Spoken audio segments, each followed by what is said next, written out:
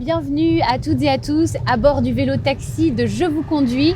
Le ciel est bleu, il fait beau, donc comme d'habitude, tous les éléments sont réunis pour accueillir notre invité du jour. Vous avez peut-être reconnu le décor, nous sommes à Orvault pour faire la rencontre et échanger un peu plus longuement avec Vincent Morin de Sève d'Avy. Évidemment, tout de suite, le nom vous fait penser au piano, à la musique. Bah oui, bien sûr, puisque c'est une histoire de famille. Bonjour Vincent. Bonjour Cécile. Merci de nous accueillir ici. Alors, on est dans une zone qui n'est pas forcément comme ça propice à un magasin dédié au piano, à la musique. C'était un vrai choix audacieux de quitter le berceau géographique de la rue Joffre. Il y a combien de temps ? Alors ça va faire 6 ans maintenant que nous sommes installés au rond-point du Croisy à Orvault, donc on a déjà pris nos marques et on constate finalement qu'aujourd'hui les gens ne nous verraient plus ailleurs. En revanche, c'est vrai qu'à l'époque on a cassé les codes. Clairement. On a cassé les codes, on a étonné, beaucoup ont dit que nous étions fous parce qu'ils avaient de nous l'image d'un petit artisan du centre-ville, ce que nous étions. C'est ça.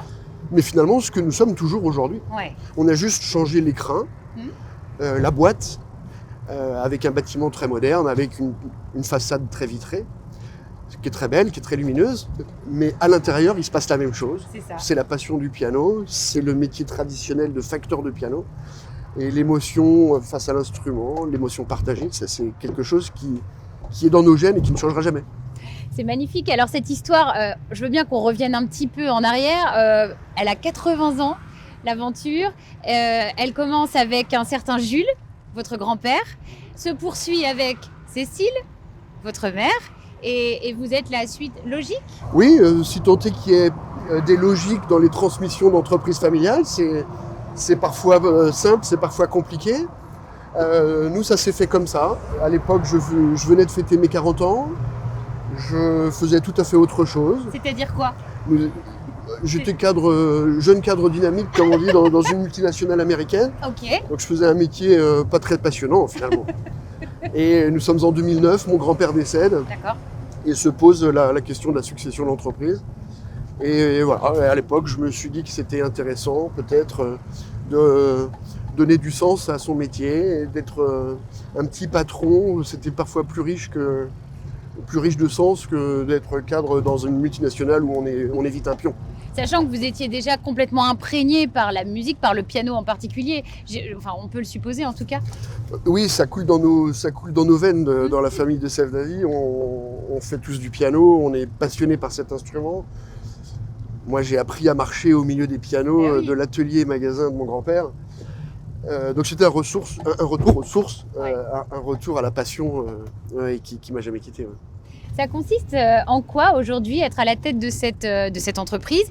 Combien de personnes travaillent et qu'est-ce qui s'y passe derrière ces fameuses vitres ? Il n'y a pas juste le fait d'exposer de très beaux objets. Alors on fait plusieurs métiers en un.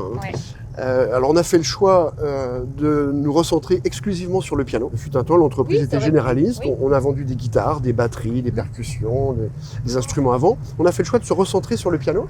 Par contre, on le fait au sens large.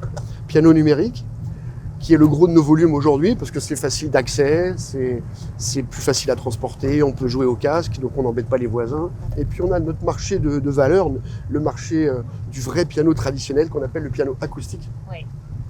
Et là, pour le coup, ça devient un métier rare parce que ça nécessite des vraies compétences techniques, de facteur de piano, d'accordeur, technicien. Alors, le cœur de notre métier, il est là. Il est dans le piano et nous sommes 13 à travailler dans l'entreprise. Donc, on est une petite entreprise familiale. Et quand je dis on fait plusieurs métiers en un, c'est que le métier du numérique et le métier de l'acoustique, c'est vraiment pas du tout les mêmes approches. C'est pas tout à fait les mêmes clientèles. Ouais. On n'est pas sur les mêmes budgets, donc c'est pas le même projet. On va dire on achète un piano numérique alors qu'on investit dans un piano acoustique.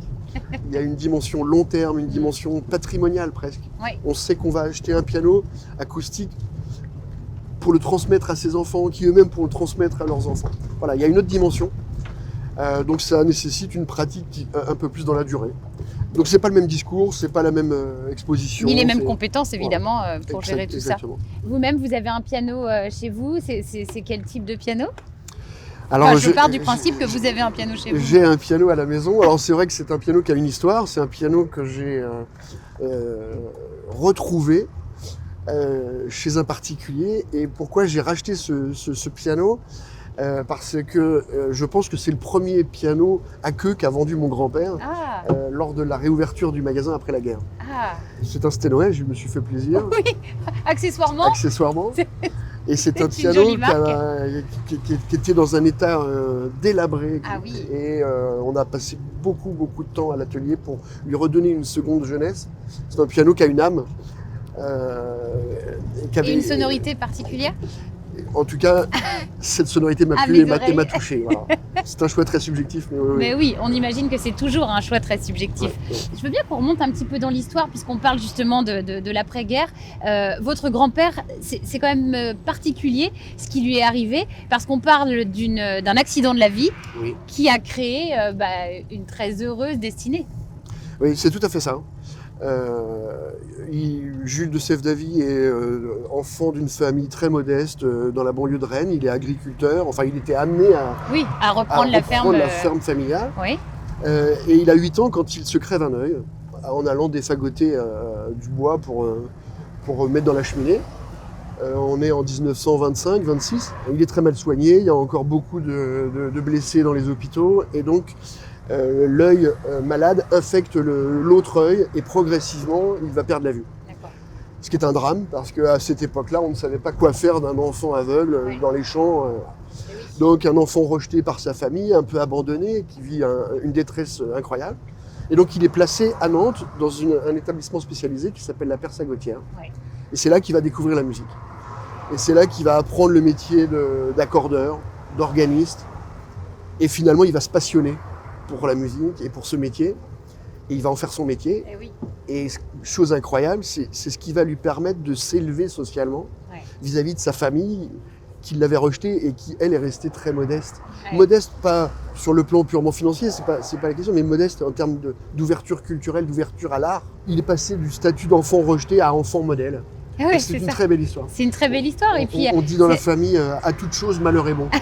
Alors là, pour le coup, c'est très vrai. Pour le coup, ça illustre bien ça. Et il avait certes perdu la vue, mais il était visionnaire dans sa façon d'envisager le commerce. D'ailleurs, le vélo sur lequel nous sommes crée un pont naturel avec le passé, puisque je crois qu'il allait à la rencontre des clients en tandem, à l'arrière, guidé par son épouse. Absolument. C'est ça ? Le tandem est vraiment le symbole du démarrage de l'activité. On est pendant la guerre, il a été obligé de fermer son magasin pour éviter les bombardements de Nantes en 1943.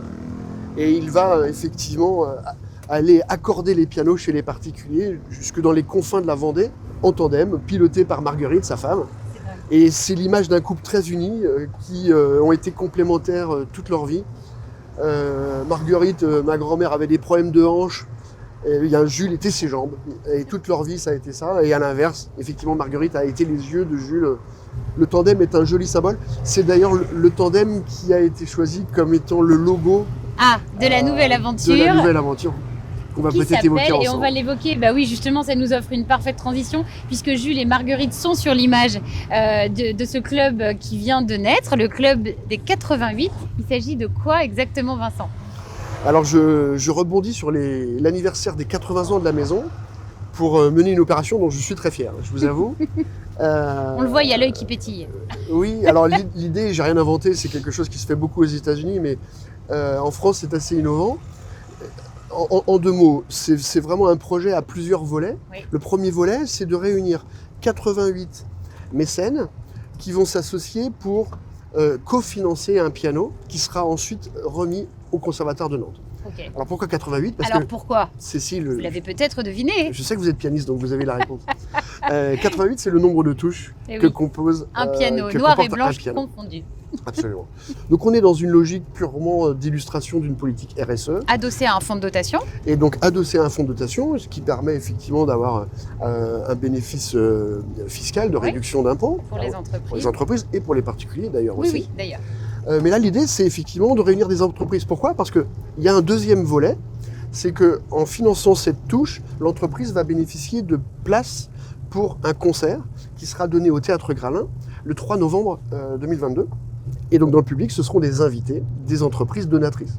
Il y a un troisième volet qui est un volet pédagogique aussi, puisqu'on le fait en partenariat avec le conservatoire. Et l'après-midi du 3 novembre, il y aura une masterclass qui sera proposée par Claire Désert, grande pianiste, bien connue des Nantaises et des Nantais, puisqu'elle vient régulièrement à la Faute Journée. Et oui. Elle a adoré le concept de l'idée et elle sera la marraine de l'opération, elle sera présente. Et l'après-midi, donc, elle nous a fait la joie d'accepter de mener une masterclass pour les grands élèves du conservatoire. C'est facile ou compliqué aujourd'hui de trouver les compétences pour accorder un piano quelles sont toutes les compétences, vous, dans les 13 personnes qui font partie de l'entreprise aujourd'hui? Alors on a des métiers de technique, et donc là on a la chance d'avoir une école de formation qui n'est pas très éloignée de Nantes puisqu'elle est basée au Mans. C'est l'ITEM, l'Institut technologique européen des métiers de la musique. Okay. Qui est une école qui forme au métier d'accordeur, facteur de piano, au même titre d'ailleurs qu'elle forme des luthiers, luthiers guitare, luthiers violon, ingénieurs du son. Voilà, c'est une école qui forme à tous les métiers du son. Nous, on va chercher les compétences directement à la source, parce qu'on est vraiment animé par une logique de transmission des savoirs. Donc on a 2 apprentis aujourd'hui au sein de notre atelier qu'on forme. C'est un métier d'art, c'est un métier très noble qui s'apprend dans la durée. Oui, c'est ça. On dit qu'il faut avoir accordé 2000 pianos pour se considérer accordeur. Donc c'est forcément pas en sortant de l'école. Donc il faut du temps, de l'apprentissage, mais de l'apprentissage au sens de l'entraînement dans la durée. Et ça, c'est un métier rare puisque l'école forme moins de 15 accordeurs tous les ans. Chaque année.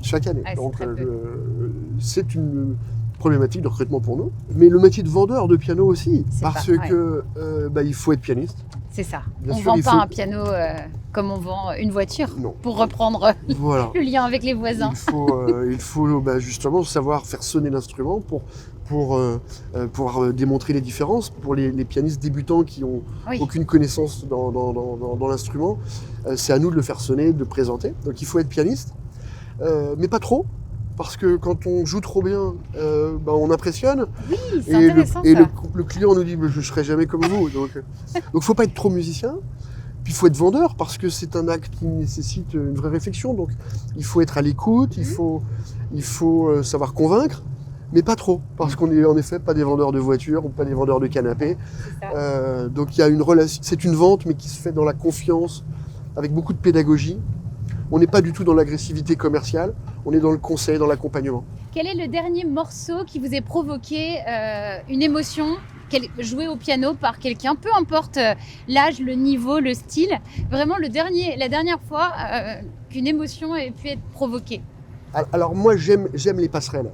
J'aime les passerelles entre le passé et le présent et l'avenir. Et j'aime les interprétations qui s'accaparent les œuvres et qui les transforment et qui les rajeunissent. Donc moi je suis un grand fan de Gainsbourg. J'aime chez lui ce génie qu'il avait de s'inspirer d'œuvres de la grande musique, comme on l'appelle, la musique savante, la musique classique, même si j'aime pas ce terme, parce qu'elle n'a rien de classique, parfois elle est très vivante, encore faut-il la diffuser. Mais lui, justement, il a permis ça, il l'a transformé. Il y a des tubes planétaires de musique de variété, mais qui sont des partitions initialement de musique classique. Et ça, je trouve que c'est génial. Donc j'aime cette partition qui consiste à démocratiser la musique et la rendre accessible au plus grand nombre. Ça m'émeut beaucoup. La dernière question, c'est une invitation faite à toutes les personnes qui prennent place ici. Là, je vois les yeux de Vincent qui se dit « qu'est-ce que c'est que ça ?» À entonner éventuellement pour terminer un petit bout de refrain, un petit couplet, une chanson qui est soit votre chanson fétiche ou la chanson du moment ou ce que vous écoutez en ce moment sur la playlist de vos coups de cœur. Alors le morceau que je travaille avec mon professeur de piano, que je salue, je rejoue un grand standard du jazz, Les Feuilles Mortes, parce que j'aime dans cette idée justement de transposition, de transformation, de transcription, prendre une grille et puis laisser libre cours à mon improvisation. Donc là c'est un thème que tout le monde connaît mais qu'on peut facilement transformer à sa guise, donc c'est toujours très plaisant. Là on prend beaucoup de plaisir en faisant ça. Ah mais bien sûr. Et donc Les Feuilles Mortes, ça fait... On termine avec ça.